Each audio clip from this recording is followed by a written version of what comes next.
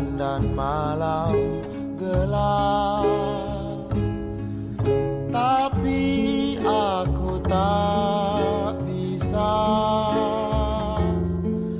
melihat matamu. Aku ingin berdua denganmu di antara daun gugur. Aku ingin berdua denganmu, tapi aku hanya melihat keresahanmu.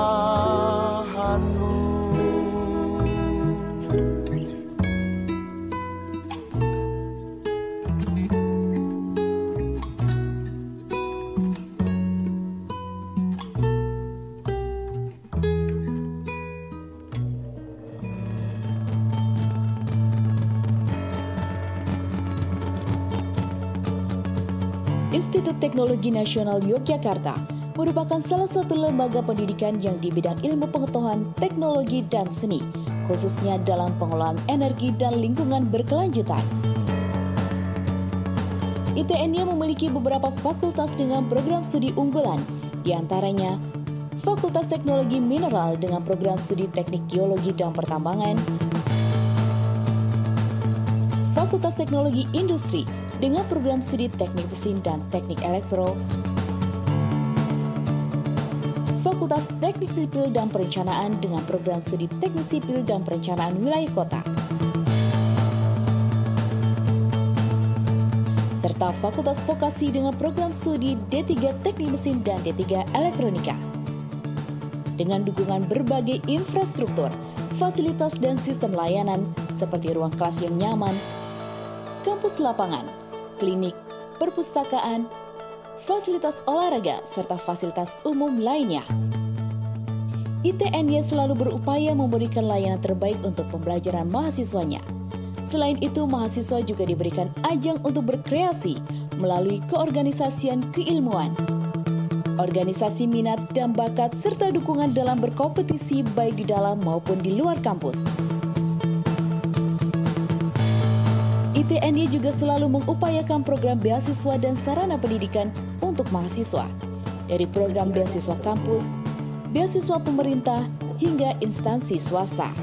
Bahkan sistem penerimaan calon mahasiswa pun bisa melalui jalur bidik misi, jalur penelusuran bibit unggul, dan jalur penelusuran prestasi.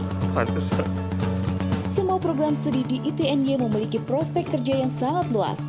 Tercatat, alumni ITN-nya telah bekerja di berbagai perusahaan-perusahaan besar seperti PT PLN, Sari Husada, Indonesia Power, Waskita Karya, Pama, Adikarya, Chevron, Pertamina, Adaro, Antam, dan masih banyak lagi. Segera kunjungi Institut Teknologi Nasional Yogyakarta di Jalan Babarsari, Catur Tunggal, Depok, Sleman, Yogyakarta, atau informasi lebih lanjut melalui pmb.itny.ac.id.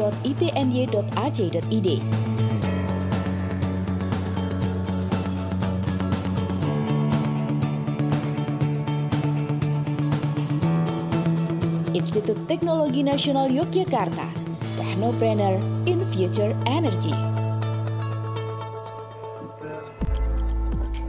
Hadirin peserta seminar yang kami hormati, acara pembukaan seminar akan segera kita mulai. Sebelumnya kami mengingatkan Bapak Ibu Saudara peserta seminar mengganti nama pada room Zoom dengan format nomor room underscore nama underscore institusi.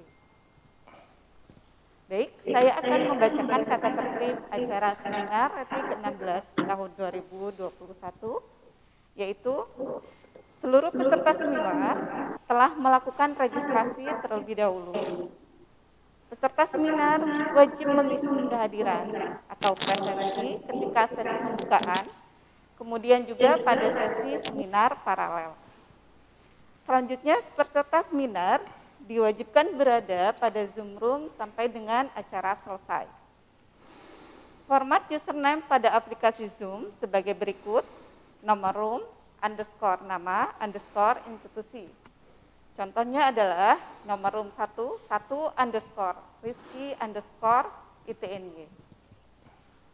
Semua peserta wajib mengaktifkan video selama jalannya acara dan menonaktifkan audio atau dalam kondisi mute.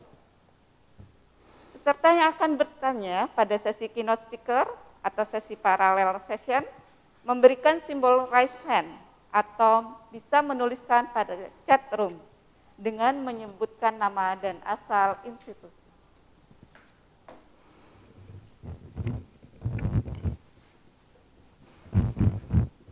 Assalamualaikum warahmatullahi wabarakatuh. Salam sejahtera bagi kita semua.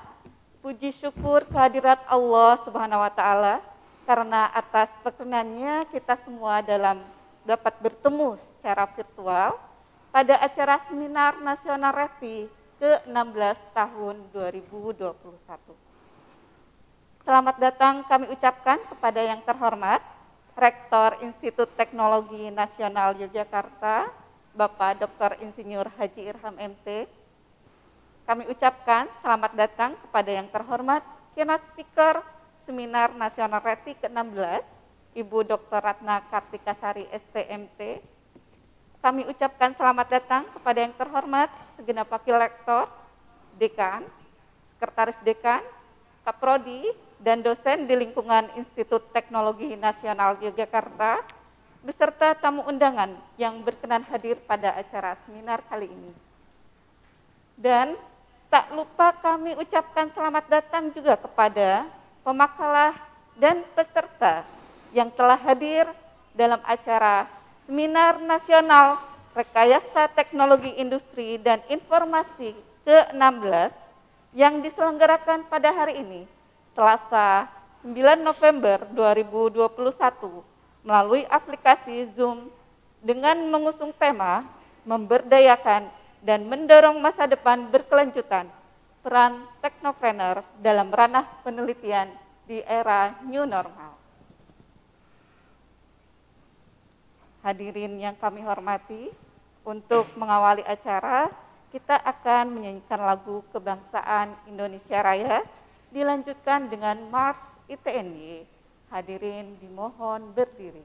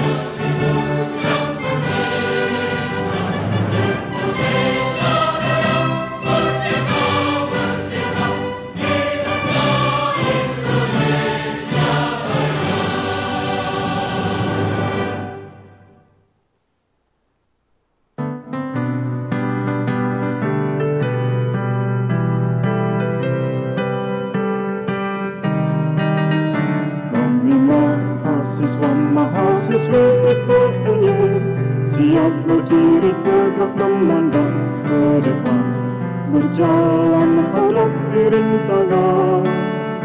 Kami mahasiswa-mahasiswi ITNY siap mengabdi membangun bangsa, kebanggaan ibu pertiwi. Jayalah ITNY, Institut Teknologi Nasional Yogyakarta. Kami bersama-sama menjunjung namamu, tanpa lelah, tanpa menyerah. Bagi alma materku cinta, kami mahasiswa ITNY, dengan dekat penuh jiwa kami bersama, berkarya dengan tulus hati. Kami mahasiswa ITNY, putra bangsa pemenang amanat negara, wujudkan cita yang mulia. Jayalah ITNY, Institut Teknologi Nasional Yogyakarta. Kami bersama-sama menjunjung namamu, tanpa lelah, tanpa menyerah. Bagi alma materku cinta.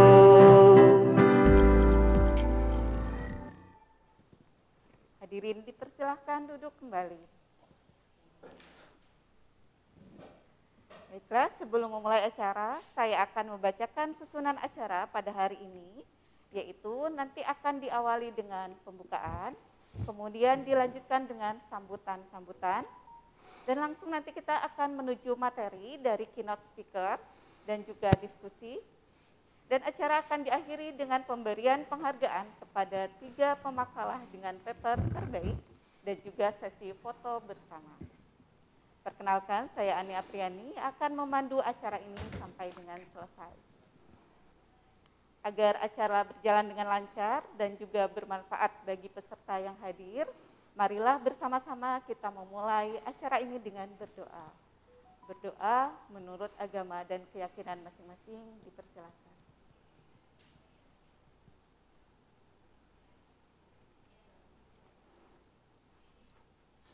Berdoa selesai. Selanjutnya, saya persilakan kepada Ketua Pelaksana Seminar Nasional RETI ke-16, Bapak Dr. Insinyur Sugiarto MT, untuk memberikan sambutan. Kepada Bapak Dr. Sugiarto, kami persilakan. Assalamualaikum warahmatullahi wabarakatuh. Selamat pagi para pemakalah, para peserta dan tamu undangan sekalian. Perkenalkanlah saya sebagai Ketua Panitia mengucapkan banyak-banyak terima kasih dan penghargaan atas keikutsertaan. Kita tahu pada kondisi sekarang kita masih juga dirongrong oleh pandemi COVID-19, dan pada kondisi yang tersebut kita masih juga sebagai suatu periset melakukan riset dengan segala keterbatasan, dan kita harus tetap kuncinya adalah bahwa kita survive dan berkelanjutan. Dan saya yakin bahwa topik yang akan kita munculkan adalah sesuai dengan kondisi ini, yaitu mendorong bagaimana kita hidup berkelanjutan dan kita sebagai periset bisa terus berkarya. Dan saya yakin bahwa kami mewujudkan webinar ini memang sebagai suatu wadah bagaimana kita berkolaborasi, bertukar informasi, dan bertukar tentang riset-riset yang kita telah lakukan. Dan semoga ini akan membawa lingkungan kita, baik itu pada perguruan tinggi maupun lebih luas lagi, yaitu bangsa dan negara, dan syukur-syukur bisa merembes kepada daerah yang menjadi hot topic sekarang, yaitu Asia Pasifik. Sebagai akhir kata, saya mengucapkan selamat berwebinaria, dan tak lupa juga saya ucapkan banyak terima kasih kepada tim panitia yang telah bekerja sungguh-sungguh agar webinar ini berjalan dengan baik. Dan last but not least, saya sangat mengapresiasi atas dukungan dari Bapak Rektor, yaitu Dr. Insinyur Irkam MT, atas segala dukungan yang tidak pernah ada kata reserve. Sebagai akhir kata, wassalamualaikum warahmatullahi wabarakatuh. Waalaikumsalam warahmatullahi wabarakatuh. Terima kasih Bapak Dr. Insinyur Sugiarto MT atas sambutannya. Selanjutnya kami persilakan kepada Rektor Institut Teknologi Nasional Yogyakarta, Bapak Dr. Insinyur Haji Irham MT, untuk memberikan sambutan dan sekaligus membuka acara pada seminar kali ini. Kepada Bapak Dr. Irham MT, dipersilakan. Baik, terima kasih Bu Wani. Bapak Ibu yang saya hormati, khususnya para dekan, keynote speech, dan para peserta, Pak Giarto beserta tim, tamu undangan, dan rekan-rekan peserta webinar RETI ke-16. Assalamualaikum warahmatullahi wabarakatuh. Selamat pagi dan salam sejahtera buat kita semua.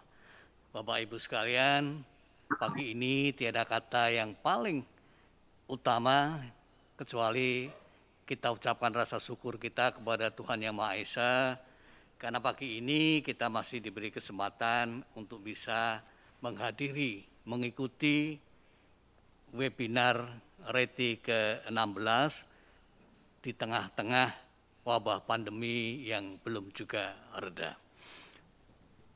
Bapak Ibu sekalian, terima kasih khususnya saya sampaikan kepada peserta dari beberapa lembaga, yaitu Universitas Malikus Saleh Aceh, Universitas Gadjah Mada, Politeknik Negeri Bandung, UPN Veteran Jogja, Universitas Semarang, Politeknik Nuklir Indonesia, Universitas Katolik Widya Mandala Surabaya, Institut Teknologi Telkom Purwokerto, Universitas Papua, Universitas Wijaya Kusuma Purwokerto, Institut Teknologi Sumatera, Universitas Lampung, Institut Sains dan Teknologi Akprin Yogyakarta, Institut Teknologi Nasional Malang, Rumah Sakit Jakarta Medical Center, Universitas Pajajaran Bandung, STT Wiworotomo Purwokerto, Institut Teknologi Dirgantara Adi Sucipto Yogyakarta, dan Universitas Proklamasi 45 Yogyakarta.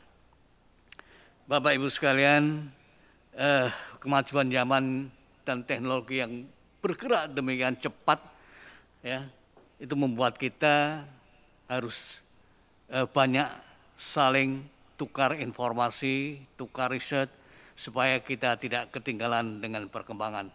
Oleh karena itu, RETI ke-16 ini merupakan kegiatan akademik dari ITNY untuk selalu menjaga suasana akademik dan sekaligus berbagi kepada teman-teman sekalian hasil-hasil riset yang telah dilakukan. Dan pada kesempatan ini pula, saya mohon maaf jika dalam penyelenggaraan ini ada kurang pas dan sebagainya, dan terima kasih kepada tim yang telah menyelenggarakan ini, dan insya Allah dengan berjalan dengan baik. Dan dengan mengucap bismillahirrahmanirrahim dan memohon kepada Allah Subhanahu wa taala agar webinar ini berjalan dengan lancar, maka webinar RETI ke-16 secara resmi saya nyatakan dibuka. Terima kasih. Wassalamualaikum warahmatullahi wabarakatuh. Waalaikumsalam warahmatullahi wabarakatuh. Terima kasih Bapak Rektor yang telah memberikan sambutan dan sekaligus membuka acara pada hari ini. Dengan dibukanya seminar oleh Rektor, maka resmilah kegiatan Seminar Nasional Rekayasa Teknologi Industri dan Informasi yang ke-16 tahun 2021. Baiklah, kita akan memulai acara yang ditunggu-tunggu, yaitu materi dan juga diskusi, di mana akan langsung dipandu oleh Bapak Didit Setio Pamuji selaku moderator, dengan materi yang akan disampaikan oleh Ibu Dr. Ratna Kartikasari, STMT. Dipersilahkan kepada Bapak Moderator untuk bersiap.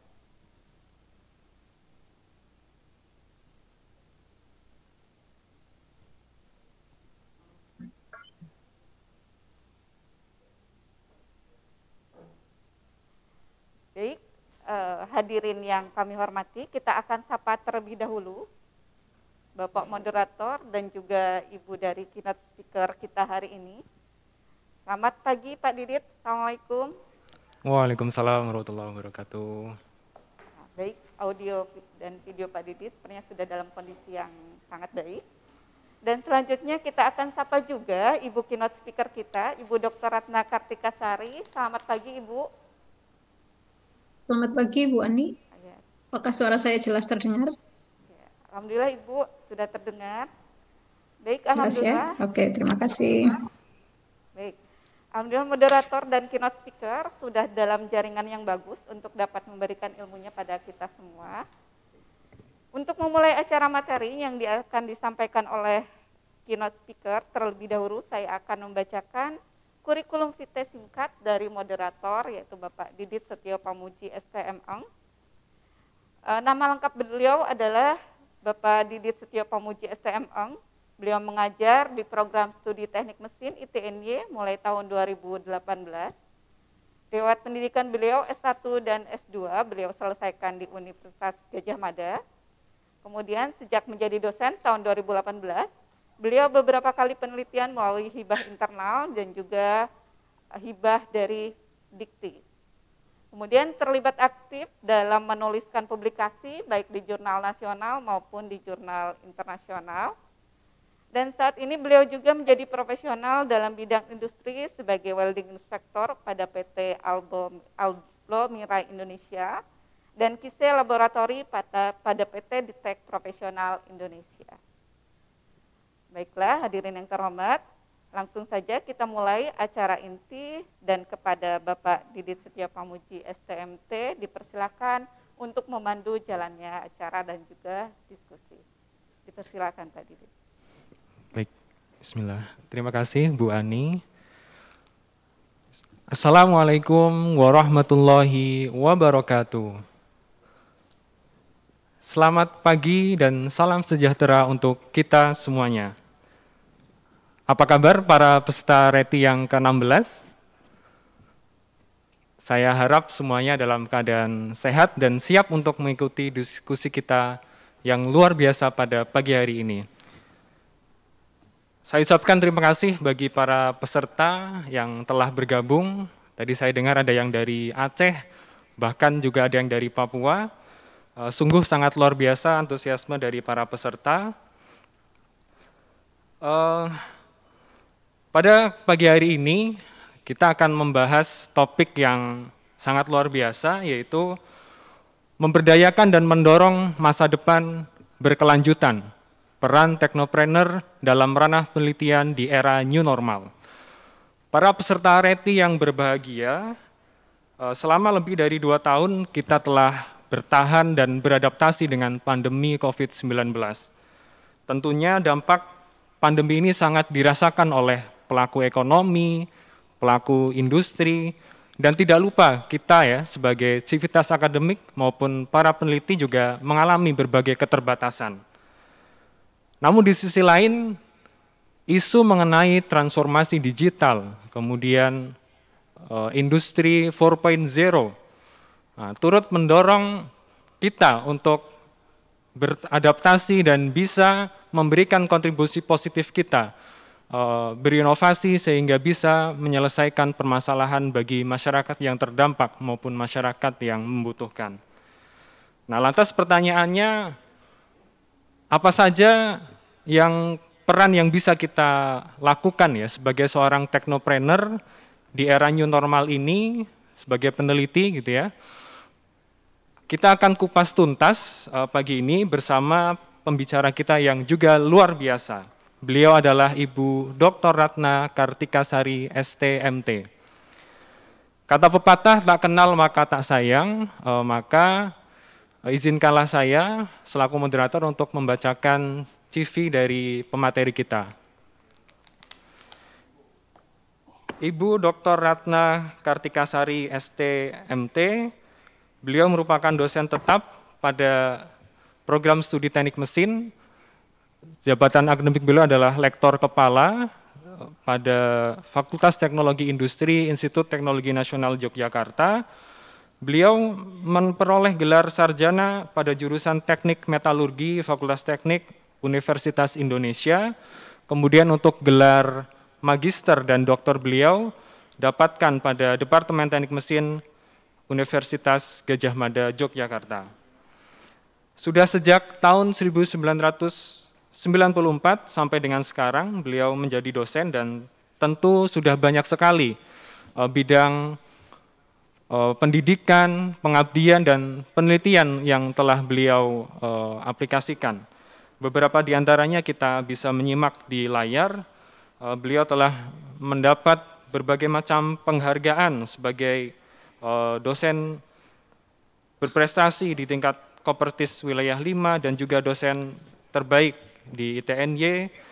Berbagai acara sebagai narasumber juga beliau telah ikuti. Kemudian beliau juga tergabung dalam berbagai organisasi profesi seperti Indonesian Welding Society dan Asosiasi Profesi Metalurgi Indonesia, dan berbagai macam hibah penelitian yang bergengsi dari Dikti telah beliau dapatkan, yang kemudian beliau tulis dalam berbagai jurnal penelitian bereputasi baik nasional maupun internasional, yang merupakan ekspertis beliau adalah bahan material maju yang akhir-akhir ini, yaitu terkait rekayasa paduan FA-ALMN sebagai bahan unggul untuk aplikasi grinding ball dan juga aplikasi kriogenik yang tentu itu bisa diaplikasikan di industri. Dan masih banyak lagi sederet pencapaian yang pemateri kita telah torehkan. Tentu saya tidak bisa membacanya satu persatu, dan tentu para peserta seminar sudah tidak sabar untuk menyimak materi dari beliau. Kita sapa dulu. Selamat pagi Bu Ratna. Selamat pagi Pak Didit. Baik Bu Ratna, luar biasa untuk antusiasme dari peserta RETI kali ini. Kita untuk aturan mainnya nanti pemateri akan memberikan materi selama 20 menit. Jadi nanti bagi para peserta bisa menyimak dan mungkin menyiapkan pertanyaan. Setelah sesi pemateri nanti dilanjutkan dengan sesi diskusi tanya jawab selama 15 menit. Seperti yang tadi disampaikan, silakan nanti bisa raise hand ataupun menuliskan di kolom komentar. Baik, tidak usah berlama-lama lagi, kita berikan aplaus yang meriah kepada pemateri kita, Ibu Dr. Ratna Kartikasari, STMT. Kami persilakan. Baik, terima kasih moderator Pak Didit Setio Pamuji. Bapak Ibu sekalian, Assalamualaikum warahmatullahi wabarakatuh. Selamat pagi, salam sejahtera untuk kita semua. Salam sehat, salam bahagia Bapak Ibu sekalian, peserta RETI yang luar biasa. Sangat berbahagia hari ini kita bisa bertemu di forum ilmiah yang luar biasa ini.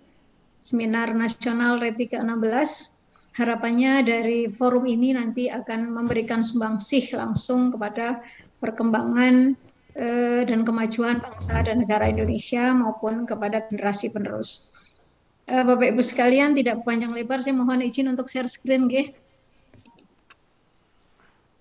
Mohon panitia diberikan. Ya, oke, terima kasih.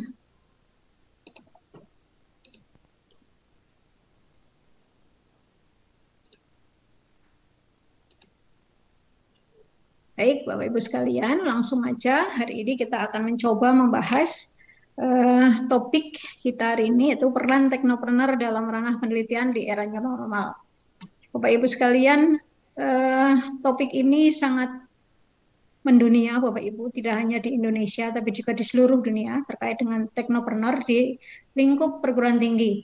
Kebetulan kita semua ini adalah insan-insan akademik di perguruan tinggi. Nanti beberapa pembahasan kita akan fokus ke sana. Baik, Bapak Ibu sekalian, outline dari presentasi saya kali ini, yang pertama kita akan melihat pandemi dan era new normal, kemudian bersamaan dengan itu kita juga ada di era industri revolusi industri 4.0, kemudian era new normal vs era industri 4.0, Selanjutnya peran penelitian dan inovasi, yang kelima peran perguruan tinggi, dan yang terakhir membangun Technopreneurial University. Peserta seminar IT yang berbahagia, kita telah mengalami pandemi COVID sejak 2019 hingga saat ini. Bukan hanya kita, Bapak Ibu sekalian, tapi juga seluruh dunia tidak terkecuali. Berikut adalah data WHO terkait dengan kondisi persebaran COVID di seluruh dunia. Amerika menempati posisi yang tertinggi, Bapak Ibu sekalian, sampai dengan hari ini. Sudah 3 gelombang dilalui oleh di benua Amerika. Yang pertama, gelombang pertama terjadi di tahun lalu, berkisar di bulan November-Desember. Kemudian gelombang yang kedua di bulan April 2021, dan gelombang yang ketiga di bulan Juli-Agustus 2021. Hal yang sama terjadi di Eropa, Bapak Ibu sekalian, dan berikutnya terjadi di Asia Tenggara, termasuk di dalamnya kita di sana, Indonesia, Bapak Ibu. Berikutnya kita lihat persebaran COVID-19 di Indonesia. Kita juga mengalami naik turun kasus persebaran COVID di Indonesia. Yang terjadi puncaknya pada bulan Juli-Agustus 2021, Bapak Ibu, di mana di Indonesia diterapkan PPKM secara menyeluruh, ya, terutama di zona-zona yang merah dan menjelang hitam, atau bahkan hitam. Ini catatan sejarah buat kita dan anak cucu ke depan nanti, Bapak Ibu sekalian. Baik, pandemi COVID-19 ternyata memang betul-betul merubah dunia, Bapak Ibu sekalian. Akibat dari kebijakan yang diambil oleh berbagai negara yang terdampak COVID-19, seperti pemberlakuan lockdown di beberapa negara. Maaf. Kemudian di Indonesia berlaku PSBB tahun lalu, selanjutnya yang terakhir diberlakukan adalah PPKM. Kebijakan yang diambil oleh negara-negara yang terdampak COVID-19 ini sangat berdampak kepada aktivitas sosial, ekonomi, dan industri yang ada di seluruh dunia, Bapak Ibu. Kita lihat bahwa penurun kondisi sosial masyarakat ini sangat kentara terlihat. Kemudian bertambahnya jumlah pengangguran dan rendahnya daya beli masyarakat. Dari sisi ekonomi kita melihat pasar dan supply chain dan distribusi terdisrupsi habis-habisan. Kemudian terjadi pelemahan di berbagai sektor bisnis, kecuali telekomunikasi dan farmasi yang saat ini justru menjadi idola. Kemudian dunia juga menghadapi ancaman resesi global, Bapak Ibu sekalian. Di antara pelaku bisnis terjadi kecemasan yang luar biasa. Ini adalah kondisi yang hingga saat ini masih kita rasakan.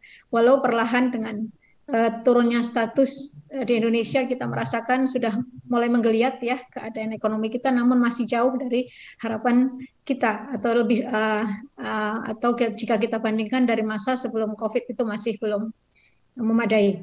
Dan dari sektor industri kita lihat banyak industri baik kecil, menengah maupun besar yang menutup usahanya akibat dampak dari segala kebijakan yang diambil selama masa pandemi COVID.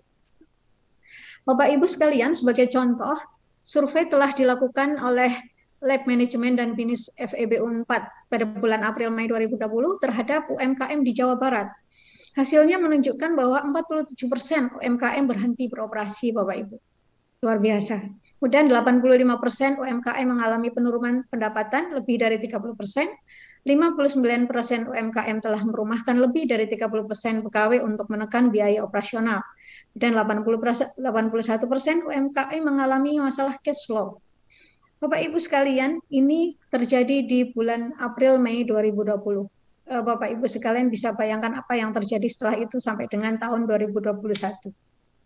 Intinya, UMK atau industri-industri kecil dan menengah terutama, bahkan industri besar juga, banyak yang mengalami masalah cash flow, sehingga membutuhkan suntikan dana yang relatif murah dan terjangkau, dan berbagai terobosan hingga mereka bisa bertahan hidup. Kemudian survei juga dilakukan terhadap tingkat kecemasan para pelaku UMKM terhadap keberlangsungan usaha. Nah, ini hasil survei menunjukkan bahwa sebagian besar pelaku UMKM itu mengalami kecemasan terhadap keberlangsungan usahanya, baik di era pandemi maupun era setelah pandemi. Bapak Ibu sekalian, melihat kondisi kita yang luar biasa seperti ini secara menyeluruh, maka beberapa pendekatan survival di era new normal saat ini bisa kita ambil untuk mengantisipasi keadaan yang makin memburuk. Yang pertama, Bapak Ibu sekalian, bagaimana kita bisa mengelola disrupsi yang terjadi. Kita melihat disrupsi itu sebagai sebuah peluang, bukan sebagai sebuah hambatan. Ini kita harus memanage pola pikir, pola sikap, dan daya pandang kita terhadap persoalan, sehingga disrupsi yang terjadi, yang sesungguhnya memang betul-betul berdampak buruk, kita lihat sebagai peluang untuk kita membangun bisnis baru. Yang berikutnya, kita harus menemukan cara yang terbaru terkait dengan platform digital. Ini juga terkait dengan era 4.0, Bapak Ibu sekalian. Kemudian kita harus mengenali perilaku manusia yang baru. Perilaku manusia yang berbeda dari sebelum masa COVID-19. Kita harus berpikir ulang, menata ulang, bekerja ulang untuk menemukan inovasi bisnis yang baru. Sehingga kita tidak hanya bisa bertahan hidup, tetapi kita bisa membangun kejayaan yang baru. Di era yang seperti ini, Bapak Ibu sekalian, saran saya terapkan zero-based planning. Kemudian tangkap peluang untuk teknopreneur, teknososiopreneur, digipreneur, dan sebagainya.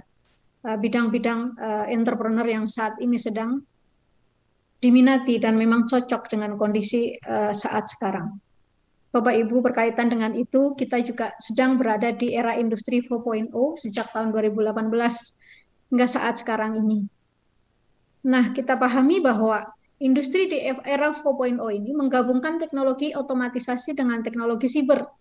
Ini merupakan tren otomatisasi dan pertukaran data dalam teknologi manufaktur. Pada era ini, industri mulai menyentuh dunia virtual, Bapak Ibu sekalian, membentuk konektivitas antar manusia, mesin, dan data yang dikenal dengan Internet of Things. Saya tidak akan detail membahas ini, Bapak Ibu sekalian, tapi kita akan melihat keterkaitannya dengan topik kita hari ini. Kemudian kita melihat dampak transformasi digital. Yang pertama, tumbangnya industri-industri besar dunia seperti Sony, smartphone, ya Bapak Ibu sekalian. Dulu Sony sangat berjaya di awal-awal munculnya smartphone. Kemudian Nokia, Kodak, Yahoo bahkan. Kemudian yang berikutnya hilangnya lapangan kerja, munculnya banyak pengangguran di mana-mana. Yang berikutnya, manusia cenderung tidak berinteraksi secara langsung, jadi membatasi diri untuk berinteraksi langsung sama manusia. Kemudian muncul budaya baru akibat transformasi digital. Muncul lapangan kerja baru, jadi di samping banyak pengangguran karena kehilangan lapangan kerja, muncul pula lapangan kerja baru. Ini Bapak Ibu yang terkait dengan teknopreneur, sosiopreneur, digipreneur, Bapak Ibu sekalian. Jadi seperti Gojek, Tokopedia, dan sebagainya. Inilah industri-industri yang berjaya di era 4.0. Kemudian kita melihat budaya generasi saat sekarang, Bapak Ibu. Ya, dari transaksi lebih cenderung dilakukan secara virtual. Inginnya generasi kita sekarang ini serba cepat, serba instan, dan tidak suka repot. Nah, budaya yang seperti ini harus ditangkap sebagai sebuah peluang bagi kita, insan-insan peneliti dan para teknopreneur yang ada di pendidikan tinggi mestinya. Bapak Ibu sekalian, kita melihat era industri versus era new normal. Bahwa dua era ini, jadi era new normal pasca pandemi itu merupakan berbeda dengan bencana alam, ya Bapak Ibu. Kalau bencana alam kita masih bisa prediksikan kapan berakhirnya, kapan mulainya. Kalau era new normal ini pasca pandemi itu kapan terjadinya kita nggak bisa prediksi, dan kapan berakhirnya kita juga tidak bisa prediksi juga. Oleh karena itu menjadi tuntutan kita, Bapak Ibu sekalian, apakah hari ini pandemi sudah berakhir dengan turunnya level kondisi COVID di Indonesia, Bapak Ibu, di seluruh dunia bahkan? Tidak tahu kita. Ataukah masih ada gelombang berikutnya? Kita juga tidak tahu. Maka kata kuncinya kita harus bisa bertahan hidup di kondisi yang sangat tidak pasti ini. Di era new normal, sekaligus menghadapi tantangan era 4.0 dan menyongsong society 5.0. Ini adalah PR kita semuanya, Bapak Ibu. Nah, bagaimana kita menghadapi tantangan yang luar biasa ini? Maka mari kita melaksanakan riset, penelitian, untuk menjawab 5W, Bapak Ibu, terkait dengan 3 kondisi yang akan kita atau yang sedang kita hadapi bersama. Nah, riset ini nanti yang akan menghasilkan inovasi. Menurut Joseph Schumpeter 2012, inovasi adalah sebuah invensi yang diimplementasikan ke tataran sosial dan memiliki nilai keekonomian. Bapak Ibu sekalian, banyak riset kita menghasilkan invensi, temuan-temuan baru. Tapi apabila invensi ini tidak dikomersialisasikan, maka invensi ini akan berhenti, bukan sebagai inovasi, hanya sekedar invensi. Ini insan perguruan tinggi, para peneliti di luar perguruan tinggi diharapkan di era sekarang ini untuk memasuki pola pikir baru. Jadi bahwa penelitian kita itu harus berlanjut sampai komersialisasi dan endingnya harus berdampak ke kondisi ekonomi masyarakat. Ini adalah tantangan buat kita bersama Bapak Ibu sekalian. Di tahun 2020, Menteri Perindustrian mengatakan bahwa Indonesia saat sekarang ini sedang bertransformasi. Kondisi ekonomi Indonesia itu bertransformasi dari efficiency driven economy menuju innovation driven economy. Jadi di 2012 hingga 2020 Indonesia sedang menata diri, berbenah dengan menggunakan sistem. Tapi di tahun 2020 Indonesia sudah mulai beranjak menggunakan perekonomian yang berbasis teknologi dan harapannya akan menjadi negara maju melalui pemanfaatan inovasi dan teknologi. Kita Bapak Ibu sekalian, insan-insan peneliti, insan-insan akademisi ini mestinya harus melihat ini. Jadi akan membawa penelitian ini ke ranah yang mendukung pencapaian target bangsa dan negara kita. Selanjutnya Bapak Ibu sekalian, kita melihat entrepreneur memegang kunci perubahan ekonomi di era new normal dan era 4.0. Mengapa demikian? Karena seorang entrepreneur berjiwa berani mengambil resiko untuk membuka usaha dalam berbagai kesempatan, Bapak Ibu. Maksudnya apa berjiwa berani mengambil resiko? Maksudnya adalah para entrepreneur ini bermental mandiri dan berani memulai usaha tanpa diliputi rasa takut atau cemas sekalipun kondisi tidak pasti seperti sekarang ini. Ini Bapak Ibu sekalian, mengapa entrepreneur, teknopreneur, digipreneur, sosiopreneur ini menjadi tumpuan untuk perkembangan dunia baru di era new normal ini. Baik, Bapak Ibu sekalian, saya lanjutkan. Daerah entrepreneur di era new normal yang sekaligus era 4.0 sekarang ini lebih mengarah kepada teknopreneur. Jadi entrepreneur yang berbasis teknologi, kemudian sosiopreneur. Tekno-sosiopreneur menggabungkan antara teknologi dan sosiopreneur, munculnya startup baru, kemudian digipreneur ini yang teknologi yang berbasis digital, Bapak Ibu. Ini adalah teknologi-teknologi yang sekarang ini berkembang pesat, sehingga mengambil posisi paling besar di dalam perkembangan ekonomi dunia, Bapak Ibu sekalian. Berdasarkan yang disampaikan oleh Menteri BUMN di tanggal 17 April 2021, jadi Indonesia setidaknya membutuhkan 4 juta wirausaha baru untuk menjadi sebuah negara maju. Indonesia saat ini, Bapak Ibu sekalian, masih berada di 3,47% jumlah wirausahawan dibanding dengan jumlah penduduk Indonesia. Masih di bawah Thailand, masih jauh di bawah Malaysia, dan jauh di bawah Singapura yang sudah mencapai 8,76%. Dan untuk menjadi negara maju, minimal kita harus memiliki 12% entrepreneur, ya Bapak Ibu, berbanding jumlah penduduk Indonesia. Nah ini Kementerian Perindustrian dalam berupaya untuk meningkatkan jumlah entrepreneur yang ada di Indonesia telah berusaha meningkatkan jumlah IKM, meningkatkan produktivitas dan daya saing IKM di era digital ini, pengembangan IKM berbasis digital, kemudian berikutnya menggagas platform e-commerce bertajuk e-Smart IKM sejak 2017, sudah lebih dari 4.000 pelaku usaha dengan total omset mencapai 1,3 miliar Bapak Ibu sekalian. Kemudian membangun sistem database IKM yang diintegrasikan melalui beberapa marketplace yang sudah ada di Indonesia. Nah, bagaimana sekarang kita sebagai insan perguruan tinggi Bapak Ibu? Kita melihat perguruan tinggi sebagai pusat riset dan inovasi harus mampu mengantarkan Indonesia menjadi negara maju. Caranya bagaimana Bapak Ibu? Kita harus mengintegrasikan pelaksanaan Tridharma untuk menghasilkan inovasi yang akan melahirkan teknopreneur baru. Jadi kita harus mengintegrasikan antara pelaksanaan pendidikan, penelitian, dan pengabdian masyarakat sehingga kita menghasilkan teknopreneur baru, bahkan di lingkup perguruan tinggi maupun nanti para alumni kita di lingkup di luar perguruan tinggi untuk menjadi teknopreneur baru sebagai tumpuan harapan perkembangan ekonomi ke depan. Nah, Bapak Ibu sekalian, penelitian harus menghasilkan sebuah inovasi. Di catatannya harus menghasilkan sebuah inovasi. Nah, inovasi merupakan serangkaian proses mulai dari identifikasi permasalahan dalam kehidupan melalui penelitian dan pengembangan hingga menyelesaikan masalah tersebut melalui penciptaan, baik itu produk ataupun layanan jasa yang memiliki nilai kebaruan dan ekonomis sehingga dapat dimanfaatkan oleh manusia. Jadi inovasi merupakan produk dari sebuah penelitian.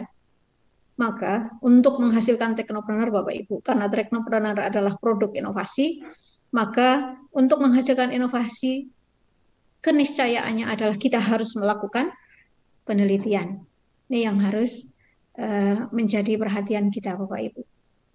Kita pahami apa itu inovasi. Inovasi adalah sebuah rangkaian proses mulai dari penelitian dan pengembangan, kemudian kita menciptakan produk atau sebuah metode baru, kemudian masuk era komersialisasi yang dimanfaatkan oleh masyarakat, bangsa, dan negara kita. Itulah inovasi. Ini PR kita ke depan sebagai insan perguruan tinggi Bapak Ibu. Nah, Bapak Ibu sekalian, pada Rakornas BRIN di tahun 2020, Presiden Joko Widodo menyentil kita insan-insan perguruan tinggi dengan sebuah pertanyaan, kemana hasil riset para penelitian perguruan tinggi? Ini Bapak Ibu sekalian, harapannya perguruan tinggi nanti ikut andil di dalam mewujudkan atau mengkomersialisasikan hasil-hasil riset. Walau tidak semua penelitian itu harus sampai ke hilir. Ada penelitian di level hulu. Tetapi bahwa rangkaian proses itu ada di perguruan tinggi, Bapak Ibu sekalian.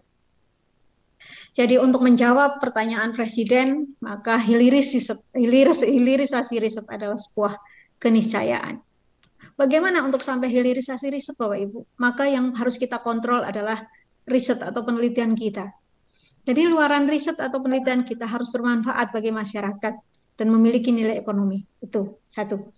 Yang kedua, sifat riset kita itu harus multidisiplin dan terpadu. Sehingga nanti ketika kita harus masuk era komersialisasi, kita itu tidak bingung siapa yang harus mengkomersialkan. Karena penelitian kita sudah meliputi dari seluruh aspek sumber daya yang akan melaksanakan kegiatan kita secara lengkap. Kemudian yang berikutnya ada komunikasi, interaksi, dan partnership antara peneliti, dunia bisnis atau industri, kemudian pengguna atau masyarakat, dan pembuat kebijakan atau governance, pemerintah ya. Jadi ini memang harus penelitian kita di era sekarang ini harus penelitian yang terpadu Bapak Ibu, melibatkan berbagai komponen. 4 komponen ini, maka hilirisasi riset nanti akan menjadi sebuah kenyataan. Nah, pemerintah sudah melakukan 3 cara untuk mendorong percepatan hilirisasi hasil riset dan inovasi, Bapak Ibu. Antara lain dengan e-katalog, jadi khusus untuk inovasi Indonesia, kemudian melibatkan perusahaan potensial sebagai produsen hasil inovasi dan riset sejak di hulu, yang terakhir dengan insentif berupa super tax deduction. Nah, e-katalog ini maksudnya adalah bahwa hasil inovasi bangsa Indonesia, peneliti-peneliti Indonesia nanti akan masuk di e-katalog, sehingga itu sebuah jaminan bahwa produk yang kita hasilkan itu memenuhi standar dari segi mutu, sehingga layak untuk dikonsumsi oleh pihak manapun. Kemudian kita melihat lebih jauh dampak hilirisasi riset, Bapak Ibu sekalian. Yang pertama, peningkatan nilai tambah dan daya saing Indonesia. Ini harapan kita ke depan. Jadi bukan hanya ke kita, tapi ke seluruh bangsa dan negara Indonesia. Kemudian merupakan added value bagi peneliti. Peneliti ini mempunyai haki atau paten. Jadi hasil produk kita nanti pasti harus melalui tahapan proses haki, Bapak Ibu, dipatenkan, atau berbagai jenis paten, desain industri, dan sebagainya, Sehingga nanti kalau hasil penelitian kita itu dikomersialisasikan, si peneliti itu akan memperoleh nilai tambah berupa insentif dari karyanya. Nah, di sisi lain juga hilirisasi riset ini akan mempercepat komersialisasi produk riset dan pengembangannya lewat riset lanjutan. Jika kemitraan RBCG tadi dibangun ya, Bapak Ibu. Jadi peneliti, bisnis, dunia industri atau masyarakat dan pemerintah ini dibangun. Di sisi lain kita sebagai peneliti perguruan tinggi, Bapak Ibu, kita akan bisa meningkatkan jabatan fungsional kita, akan berjalan secara cepat dari asisten ahli, lektor kepala hingga guru besar itu untuk periset perguruan tinggi. Nah, di sisi lain juga kita mendapatkan income Bapak Ibu dari paten yang kita peroleh, maupun kalau kita menjadi guru besar dari tunjangan kehormatan guru besar. Selanjutnya Bapak Ibu, untuk itu para peneliti di Indonesia diharapkan ketika melakukan penelitian agar nanti sampai ke hilirisasi riset, para peneliti bisa melaksanakan pengukuran TKT-nya, tingkat kesiapterapan teknologi Bapak Ibu, dari tingkat 1 sampai 9. Bapak Ibu tadi seperti yang saya sampaikan, tidak semua penelitian itu harus sampai ke hilirisasi. Tetapi di sebuah perguruan tinggi itu harus mengcover keseluruhan. Jadi ada pembagian tugas, prodi A itu nanti poin 1, 2, 3, prodi B poin 5, 6, dan ketika berkolaborasi akan sampai ke hilirisasi, sampai ke komersialisasi. Harapannya seperti itu Bapak Ibu. Nah, nanti harapannya lagi kita bisa membangun unit bisnis, bisa membangun inkubator, bisa membangun perusahaan baru di perguruan tinggi kita. Dan ini merupakan income di luar SPP Bapak Ibu. Nah, Bapak Ibu sekalian, kalau kita lihat peran para instansi yang ada di Indonesia, maka perguruan tinggi mengambil peran 1 sampai 9, berbeda dengan LIPI misalnya. Kalau LIPI itu baru sampai di level 8. Kemudian kalau peneliti di industri itu tidak mulai dari 1, tapi langsung mulai dari 6 sampai 9. Demikian kira-kira Bapak Ibu ya. Kita bisa mengukur kemampuan kita masing-masing, siapa yang akan berposisi di area riset dasar, siapa yang masuk riset terapan, dan siapa riset pengembangan, dan kemudian akan masuk ke hilirisasi, komersialisasi hasil riset. Sehingga outputnya adalah sebuah perusahaan baru. Bapak Ibu. Nah, ini perubahan paradigma dunia pendidikan tinggi di dunia ini Bapak Ibu ya. Jadi traditional academic activities itu hanya terdiri dari 4 poin setidaknya. Jadi conference, kemudian scientific publishing, publikasi, kemudian basic research dan teaching, mengajar. Tapi di era sekarang perguruan tinggi kelas besar dunia itu menuju entrepreneurial university. Yaitu produknya diukur, jadi produk yang diukur bukan hanya 4 komponen, tapi meliputi paten yang dihasilkan, lisensi agreement, kemudian business activity, kolaborasi, kontrak riset, industri, interaksi industri, kemudian industri sponsor workshop dan meetings, kemudian applied research. Ini Bapak Ibu sekalian, jadi ini paradigma dunia. Nah, apakah kita akan masuk ke sini? Monggo, jadi bahan pemikiran kita bersama. Ini ide ini saya munculkan Bapak Ibu sekalian. Jadi bagaimana kita mengikuti tren dunia atau untuk ikut berpartisipasi, perguruan tinggi berpartisipasi untuk turut mengatasi kondisi ketidakpastian ini. Jadi era new normal, era 4.0 yang menjelang society 5.0. Maka saya punya ide untuk menyarankan perguruan tinggi mengarah ke technopreneurial university yang sudah dilakukan oleh banyak perguruan tinggi di luar negeri, perguruan tinggi kelas dunia Bapak Ibu. Mari, yang pertama, mengapa kita harus membangun technopreneurial university? Jadi yang pertama bisa kita lihat dalam rangka pemberdayaan sumber daya. Kemudian membangun technopreneurial university itu merupakan strategi untuk pertumbuhan perguruan tinggi kita Bapak Ibu. Kemudian sebagai variasi sumber pemasukan, jadi sumber pemasukan lain di luar SPP seperti yang biasa ditanyakan ketika kita melaksanakan akreditasi. Kemudian keterlibatan dalam pertumbuhan ekonomi wilayah atau nasional, keterlibatan perguruan tinggi kita ke dunia yang nyata Bapak Ibu. Jadi betul-betul kita terlibat ke support di dalam pertumbuhan ekonomi nasional. Kemudian yang berikutnya adalah menurunkan biaya pendidikan. Jadi kalau perguruan tinggi hanya beroperasi hanya dari dana SPP mahasiswa, maka efeknya adalah jika kita ingin maju, SPP pasti akan tinggi. Tapi kalau kita punya unit bisnis atau usaha yang berdampingan dengan kegiatan akademik kita, maka itu akan support ke pelaksanaan pendidikan. Maka biaya pendidikan akan terjangkau. Kita akan turut andil di dalam memeratakan hak belajar untuk bangsa Indonesia. Kemudian siapa yang seharusnya melaksanakan Technopreneur University ini? Perguruan tinggi pasti ya Bapak Ibu. Perguruan tinggi secara keseluruhan, meliputi seluruh sivitas akademika, meliputi seluruh tendik, tenaga kependidikan, meliputi seluruh siapapun yang ada di perguruan tinggi itu. Kemudian yang berikutnya, jurusan program studi yang relevan. Nah ini program studinya. Dari mana akarnya? Dari penelitian Bapak Ibu. Dari riset yang dilakukan. Dari fokus atau penciri prodi masing-masing. Kemudian, ini tadi sudah saya sampaikan, siapa yang seharusnya teknopreneur? Dosen, tenaga kependidikan, mahasiswa, semua insan yang ada di perguruan tinggi. Nah, bagaimana strategi implementasinya? Yang pertama kita bangun kurikulum dulu. Kemudian kita bentuk lembaga pengawal untuk mengawal membangun Technopreneur University ini. Kemudian kita buat inkubasi dan fasilitasi. Kita bekerja sama dengan industri, termasuk di dalamnya UMKM, pemerintah, dan aktor lain yang bisa support dalam hilirisasi produk penelitian kita. Kemudian pembentukan unit usaha atau perusahaan baru. Ini ending daripada Technopreneur University, Bapak Ibu. Dengan melaksanakan strategi ini, harapannya Bapak Ibu sekalian, maka kita menghindari konflik yang kemungkinan akan muncul. Nah, gimana caranya Bapak Ibu? Jadi penegasan motivasi dan tujuan. Jadi motivasi dan tujuan itu harus kuat, harus jelas. Sehingga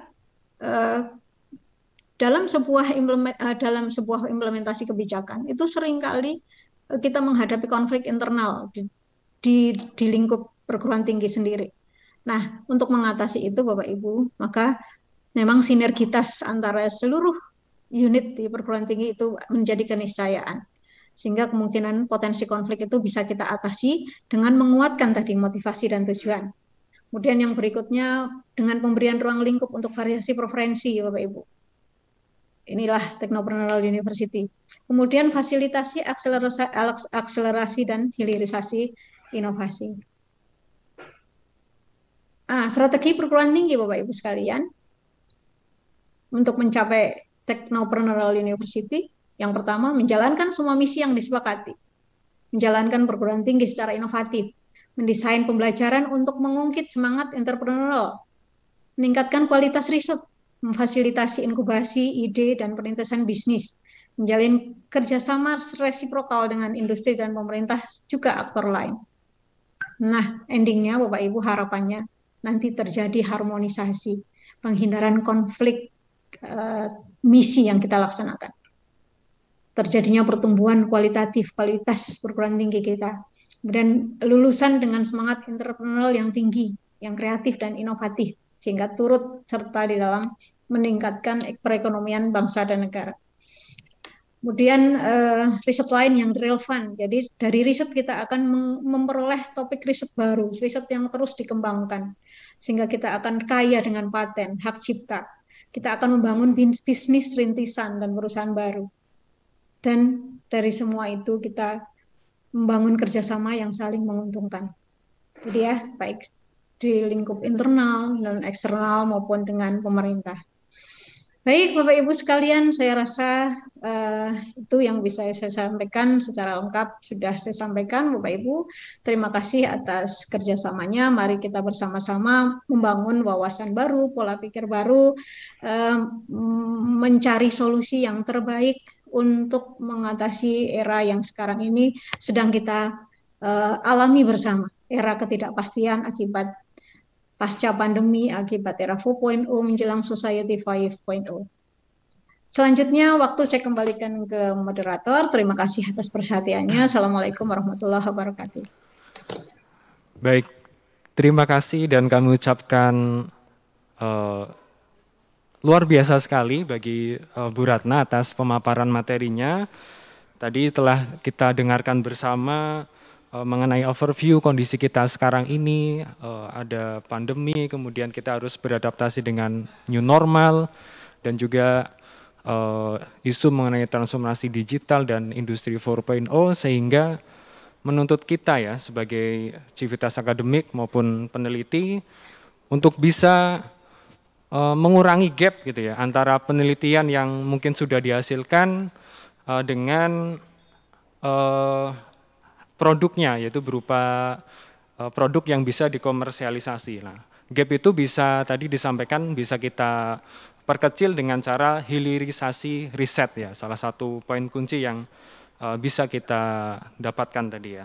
Terus juga hal yang menarik juga adalah tadi cetusan berupa Technopreneur University yang kian marak saat ini, sehingga harapannya nanti lulusan perguruan tinggi tidak menganggur ataupun tidak tergantung dengan pekerjaan yang ada, melainkan bisa menciptakan peluang baru sehingga bisa lebih bermanfaat bagi masyarakat. Baik, untuk sesi selanjutnya kita berikan waktu selama kurang lebih 10-15 menit ke depan bagi 3 orang penanya.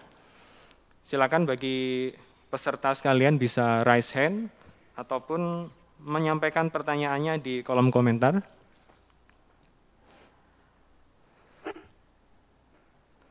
Oke, baik, sambil menunggu penanya, Bu Ratna, saya mungkin tadi Bu Ratna tadi telah menyampaikan ya berbagai cara-cara atau langkah yang bisa dilakukan oleh perguruan tinggi ya, yang menjadi salah satu tulang punggung pusat riset dan inovasi. Nah, dari tahapan tadi kemudian kita beralih ke sebenarnya peluang-peluang apa saja sih mungkin Bu Ratna yang bisa dimanfaatkan oleh civitas akademik, baik itu dosen dan mahasiswa, karena para peserta ini kebanyakan juga ada dosen dan mahasiswa, sehingga peluang tersebut bisa membentuk karakter teknopreneur gitu Bu. Mungkin juga program-program apa saja yang mungkin bisa kita ikuti sehingga bisa membentuk karakter teknopreneur itu sendiri. Sambil kita menunggu dari para peserta Bu Ratna. Baik, terima kasih Pak Didit ya. Jadi kita sebagai peneliti perguruan tinggi sekaligus akademisi, Bapak Ibu sekalian, maka peluang sebenarnya sangat besar. Yang pertama kita dengan tridharma kita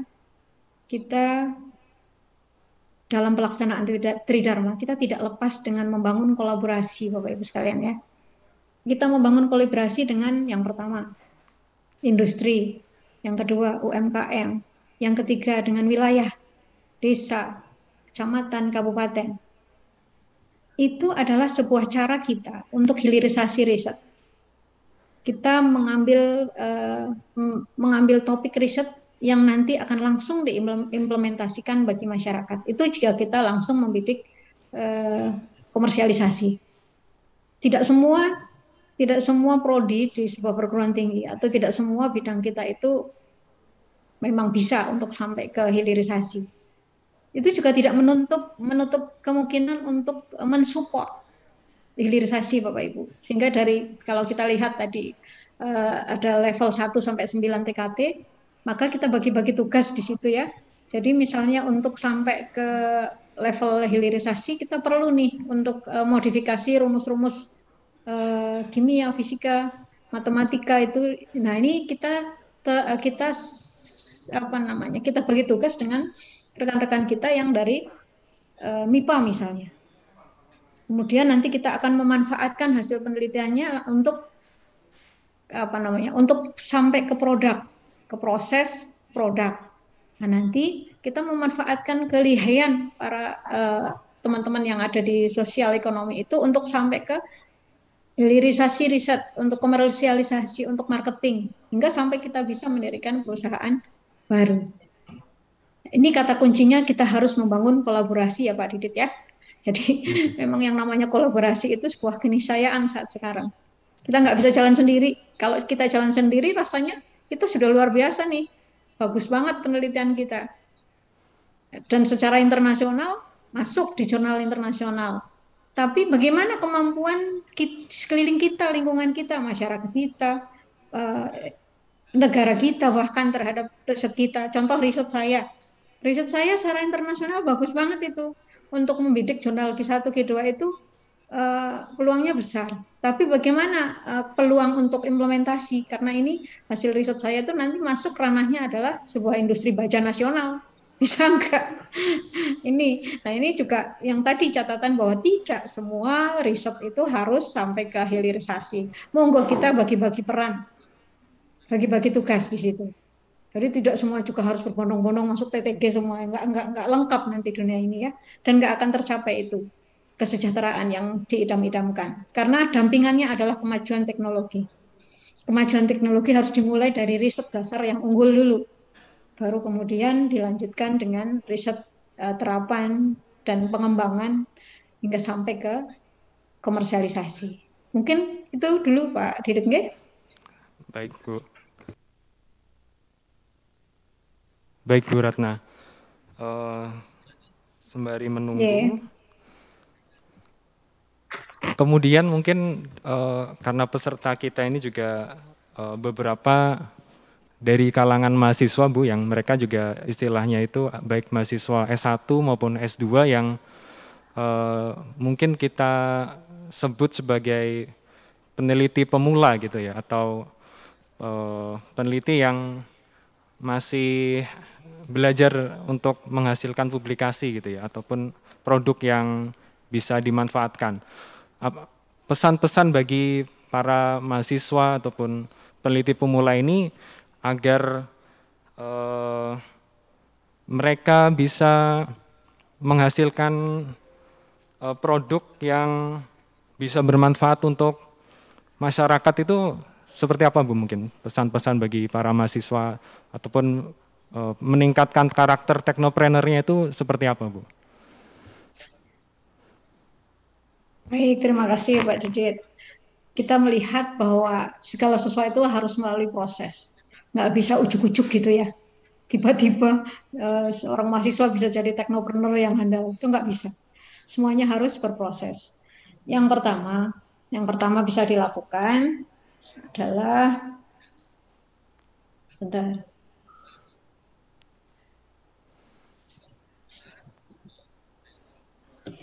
Yang pertama harus dilakukan adalah Bapak Ibu sekalian, kita itu untuk menjadi pandai, kita itu biasanya nyantrik dulu.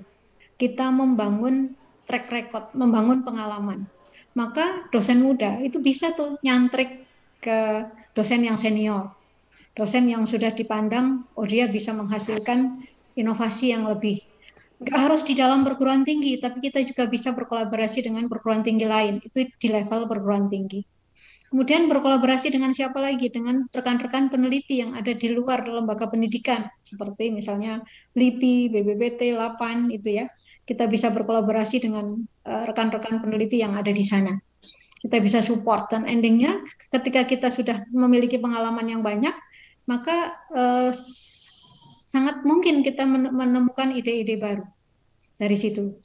Dan bagi mahasiswa ini di era MBKM ya, Merdeka Belajar Kampus Merdeka, banyak peluang bagi mahasiswa untuk mengembangkan diri hingga dia menjadi seorang periset handal ya. Karena kata kuncinya teknopreneur adalah riset. Jadi kita itu untuk untuk menghasilkan sebuah katakanlah usaha yang diminati, itu basisnya adalah riset dulu, riset katakanlah entah itu riset kecil, entah itu riset besar ya. Riset kecil misalnya yang harus dimulai. Nanti apakah produk yang saya akan hasilkan itu diminati oleh masyarakat? Itu kan juga sebuah riset kecil. Nah, kalau kita mau mengembangkan riset baru yang besar, misalnya dengan era digital sekarang ini. Banyak startup baru dari kalangan memuda-mudi kita, jadi generasi penerus bangsa Indonesia ya, startup baru, hampir 3.000 startup di Indonesia muncul di era 4.0 ini. Itu adalah dengan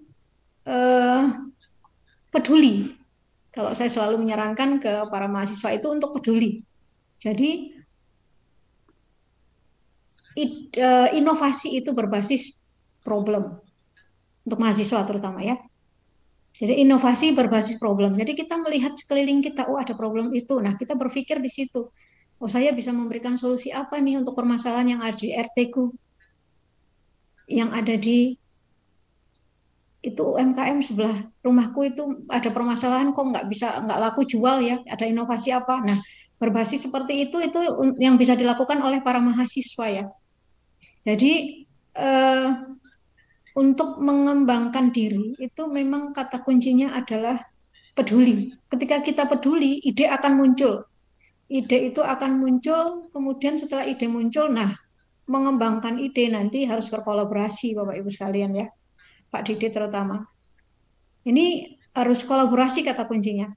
Kolaborasi internal maupun eksternal. Sehingga nanti betul-betul hasil penelitiannya itu akan akan bisa bermanfaat dan masuk era komersialisasi. Di era MBKM ini para mahasiswa bisa nyangkuk tuh ke para dosen. Ikut di dalam riset dosen, ikut di riset lembaga-lembaga penelitian, banyak sekali yang bisa dibidik di situ ya. Nah ini diinisiasi oleh perguruan tingginya untuk membangun kolaborasi, kerjasama. Itu dulu Pak Didit mungkin.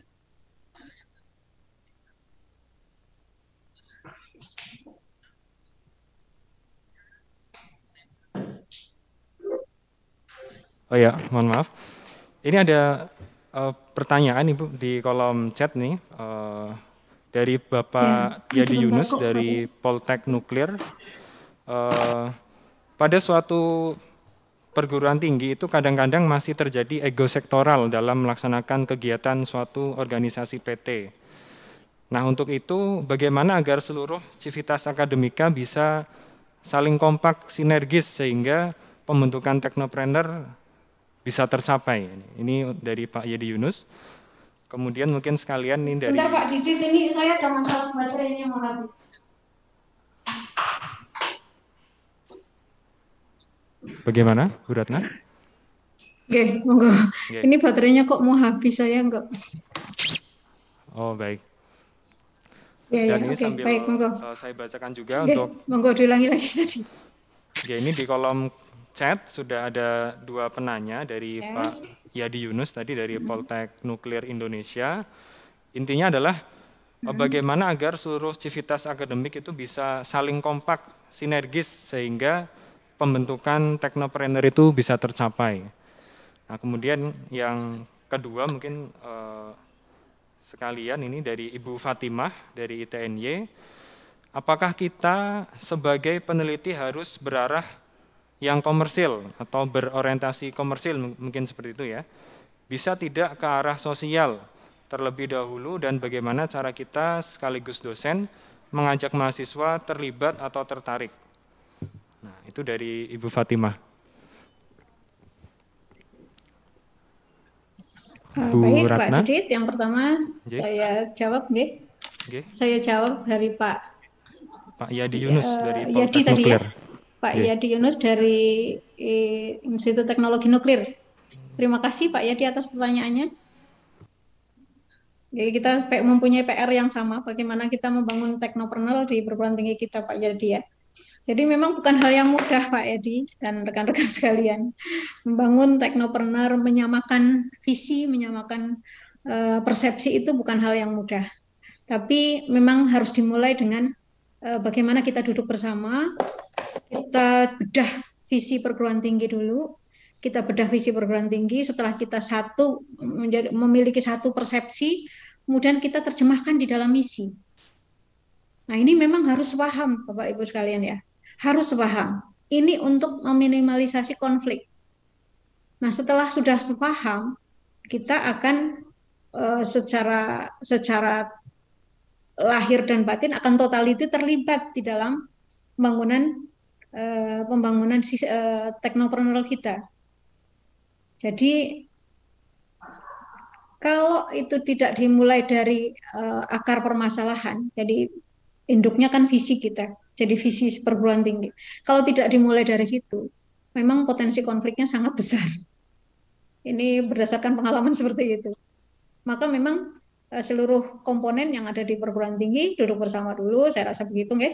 Kemudian kita bedah visi, kita terjemahkan ke dalam misi, kemudian kita membuat agreement bersama, oh kita akan melaksanakan ini, apapun yang akan terjadi kita harus dukung, dan resiko kita tanggung bersama.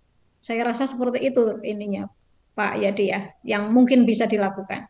Ini terkait dengan bagaimana mensinergikan seluruh komponen yang ada di perguruan tinggi.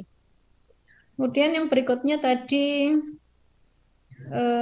dari Bu Fatimah. Apakah penelitian ya dari Bu Fatimah, ya? Ya, jadi terkait Dari Bu mungkin Fatimah. orientasinya lebih ke sosiopreneur, Bu. Belum ke teknopreneur baik. tapi ke sosiopreneur dulu gitu ya. Kemudian bagaimana cara Sosiopreneur. mengajak mahasiswa gitu untuk tertarik. Oke, baik. Ya. Sosiopreneur itu merupakan satu bidang yang diminati juga, Bu Fatimah, ya. Jadi apa namanya? Tadi ada pembidangan. Jadi mereka-mereka yang tertarik ke bidang sosiopreneur, ya laksanakanlah sosiopreneur. Banyak sekarang ini berkembang, ya. Jadi misalnya kuliner, kemudian apa namanya? Anak-anak mereka yang aktif di dalam LSM itu juga sudah banyak yang membangun sosiopreneur. Mereka tidak berorientasi bisnis pada mulanya, tapi akhirnya justru profitnya besar. Jadi saya rasa sosiopreneur ini juga merupakan satu solusi untuk era sekarang ini. Karena tidak semua orang bisa masuk ke teknopreneur. Gitu ya Bu Fatimah. Jadi saya rasa akan jadi lengkap, ada sosiopreneur, ada teknososiopreneur, ada teknopreneur, nanti ada lagi digipreneur, ya Bapak Ibu sekalian. Ini akan menjadi lengkap, seluruh komponen terisi.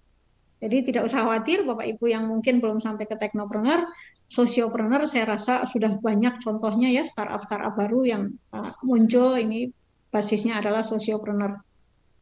Dan sudah banyak anak-anak muda kita yang sukses dalam membangun sosiopreneur yang bermula tidak berorientasi profit, karena mereka kebanyakan adalah anak-anak organisasi, anak-anak yang bergelut di LSM, tapi kemudian mereka butuh dana, kemudian mereka membangun bersama-sama, kemudian berhasil sampai dengan profitnya sampai MM-an itu, ya, sudah banyak contohnya. Kemudian bagaimana mengajak para mahasiswa untuk membangun motivasi mahasiswa untuk terlibat di situ. Ya, ini memang satu hal yang nggak mudah juga, Bu Fatimah. Jadi harapannya tadi dimulai dari bedah visi misi dulu, bedah visi, kemudian diterjemahkan ke misi, kemudian kita ada kesepahaman di situ. Setelah kita sepaham, nah kita akan membangun inkubator. Inkubator nanti mesti akan mewadahi kegiatan berwirausaha bagi para mahasiswa. Sebenarnya mahasiswa yang kemudian berwirausaha itu adalah kebanyakan dimulai dari mereka yang memang butuh untuk itu. Jadi mereka yang harus terpaksa membiayai hidupnya sendiri, mereka harus berwirausaha. Ini banyak yang bisa kita lakukan sebenarnya. Kita dekati mereka, kita ajak mereka untuk membuka wawasan dulu. Membuka wawasan apa itu teknopreneur, apa itu entrepreneur gitu. Kemudian mereka diberi kekuatan karena tadi seorang entrepreneur itu harus berjiwa berani. Kata kuncinya itu. Jadi kita bangun dulu jiwa beraninya. Setelah mereka punya kekuatan untuk berani, untuk melakukan sesuatu yang baru, itu baru kita tunjukkan jalan. Ini loh, kita bisa melakukan usaha misalnya dengan sosiopreneur, dengan teknososiopreneur, dengan teknopreneur. Contohnya banyak, ya Bapak Ibu sekalian, bisa searching, browsing itu dengan apa namanya dengan melihat latar belakang si mahasiswa.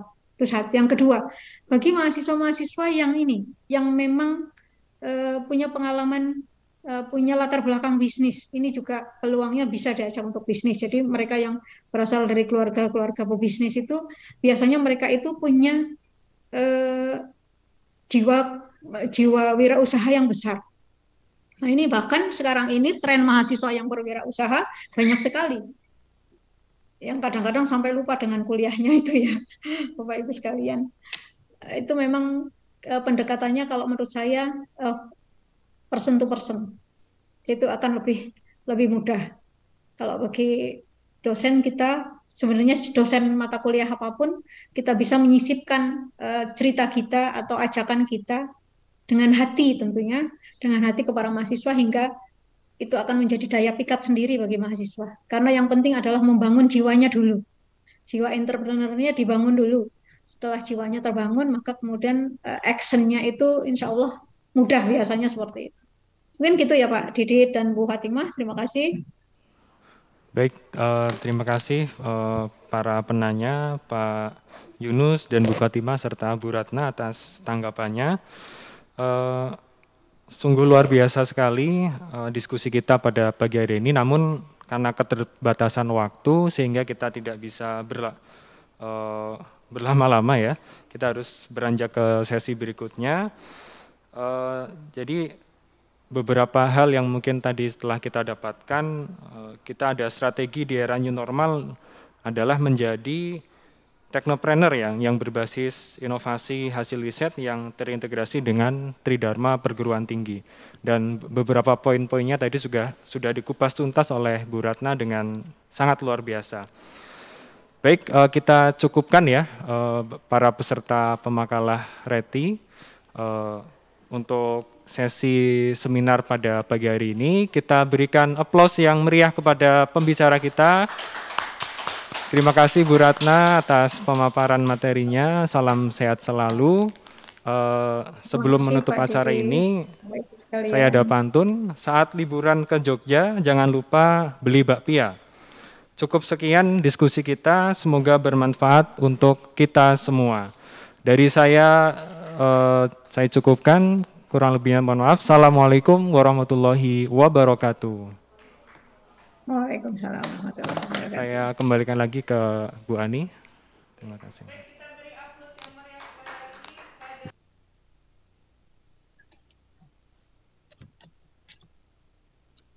Lagi kepada Ibu Dr. Ratna Kartikasari STMT yang telah memberikan materi seminar, dan juga kepada Bapak Didit Setio Pamuji STM ONG yang telah memandu jalannya materi dan diskusi. Baik hadirin yang terhormat, kita akan masuk ke sesi selanjutnya, yaitu pembacaan penghargaan kepada pemakalah dengan kategori artikel ilmiah atau paper terbaik. Ya. Siapakah gerangan? Baik. Kategori pemakalah dengan paper terbaik pada Seminar Nasional RETI ke-16 dengan penulis yaitu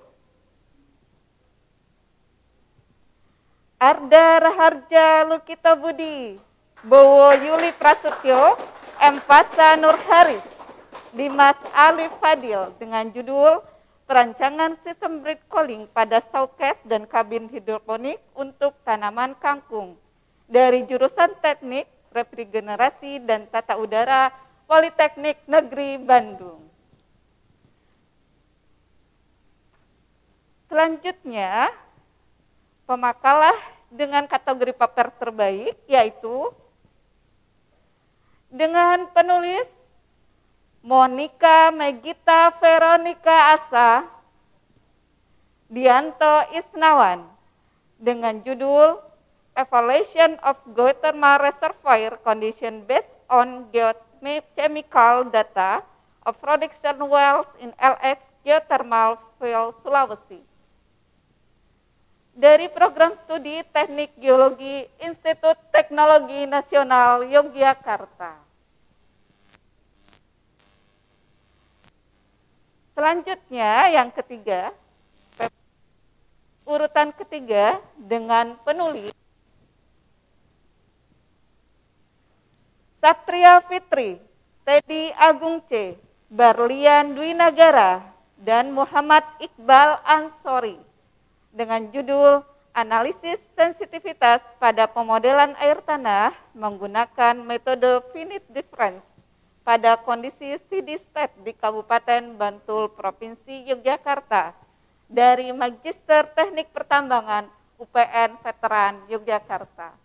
Baik Bapak Ibu dan hadirin sekalian, kita beri aplaus kepada 3 pemakalah terbaik pada seminar RETI kali ini.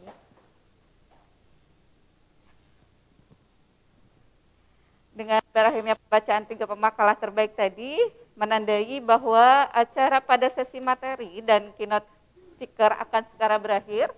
Baik Bapak Ibu, kita akan mendokumentasikan untuk kehadiran peserta pada sesi pembukaan dan keynote. Jadi dipersilakan bagi yang belum on cam untuk men-on-kan kamera atau videonya. Kita akan mendokumentasikan kehadiran kita hari ini. Ya, dipersilakan Bapak Ibu untuk on cam.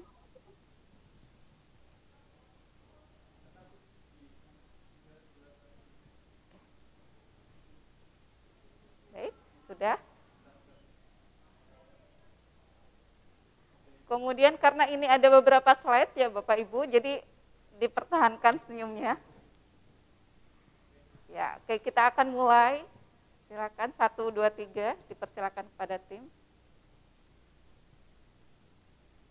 Slide selanjutnya.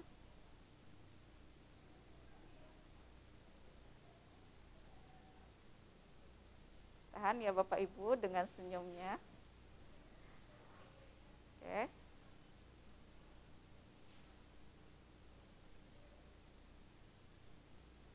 Oke. Baik, terima kasih sudah selesai. Bapak Ibu yang kami hormati, kami ucapkan terima kasih kepada hadirin pemakalah dan peserta seminar serta tamu undangan yang sudah hadir yang berasal dari penjuru provinsi di Indonesia. Ya Bapak Ibu ya. Jadi salam dari kami dari Institut Teknologi Nasional Jakarta kepada Universitas Malikus Saleh Aceh, kemudian Politeknik Negeri Bandung, Universitas Gadjah Mada, Universitas Pembangunan Nasional Veteran Yogyakarta, Universitas Semarang, Politeknik Teknologi Nuklir Indonesia, Universitas Katolik Widya Mandala Surabaya, Institut Teknologi Telkom Purwokerto, Universitas Proklamasi 45 Yogyakarta, Universitas Wijaya Kusuma Purwokerto, Institut Teknologi Sumatera, Universitas Lampung, Institut Sains dan Teknologi Aktrin Yogyakarta, Institut Teknologi Nasional Malang, RS Jakarta Medical Center, Universitas Pajajaran Bandung, STT Wirowotomo Purwokerto, Institut Teknologi Dirgantara Adi Sucipto Yogyakarta, dan Universitas Papua. Terima kasih telah hadir dan bergabung pada seminar kali ini. Semoga silaturahmi akan terus berjalan dan kita akan kolaborasi dengan ITNY ke depannya. Bapak Ibu, hadirin yang kami hormati, untuk selanjutnya adalah kita menutup acara. Saya sebagai MC undur diri. Terima kasih atas perhatiannya dan mohon maaf apabila ada kesalahan, dan tadi moderator menutup dan pantun, dan izinkan saya juga sebagai MC menutup dengan pantun berbahasa Jawa. Tuku santen datang peken, pekene peken bring harjo. Kulo kinten cekap semanten, sedaya lepat, nyuwun pangapura. Matur nuwun, salam dari kami, Institut Teknologi Nasional Yogyakarta, bersama Seminar Nasional RETI, kita ciptakan budaya publikasi ilmiah sebagai pembangun atmosfer akademik di perguruan tinggi. Wassalamualaikum warahmatullahi wabarakatuh.